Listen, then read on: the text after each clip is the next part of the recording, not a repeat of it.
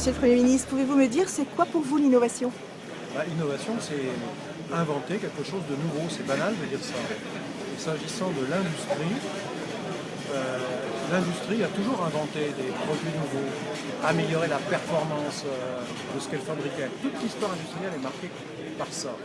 Et d'ailleurs, c'est dans les périodes où l'industrie n'a pas su inventer des produits nouveaux, de qualité, qu'elle a perdu, qu'elle a disparu. Ça ne veut pas dire qu'il n'y aura pas des mutations. Une industrie de la chaudronnerie ou de la métallurgie en général, peut-être que certaines activités vont disparaître parce qu'elles ne correspondent plus aux besoins d'aujourd'hui. Et on a connu ça dans l'histoire industrielle. Les mines, la sidérurgie, tout ça, ça a contribué parfois à des drames sociaux, des drames humains, des territoires impactés. On le voit en France, on le voit en Allemagne, on le voit dans d'autres pays d'Europe et du monde.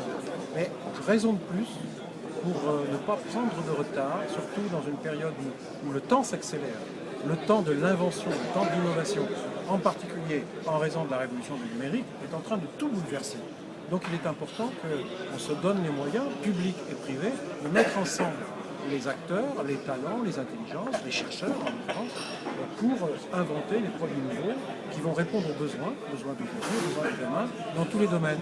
Donc ce qu'on fait avec les instituts de recherche technologique, c'est la concentration de moyens, de recherche publique, de recherche privée, de savoir-faire industriel avec des gens qui peuvent être de grands groupes industriels, de PME, et en relation avec les territoires, les collectivités locales, eh bien de faire en sorte qu'on anticipe. Alors, vous allez me dire, chaque entreprise peut se débrouiller. Justement, non. Aujourd'hui, il faut mettre les entreprises ensemble. Il faut les rapprocher, car il faut mutualiser les moyens, mutualiser les recherches. Si vous inventez des nouveaux matériaux, prenons l'exemple des matériaux composites, qui peuvent se substituer aux matériaux de l'acier, eh bien, vous allez faire quelque chose de plus léger, donc de plus réducteur en consommation d'énergie. Ça peut servir à l'industrie aéronautique, ça peut servir à l'industrie automobile, ça peut servir à l'industrie de la construction navale, mais ça peut servir à d'autres professions, à d'autres métiers. Donc c'est ça l'innovation.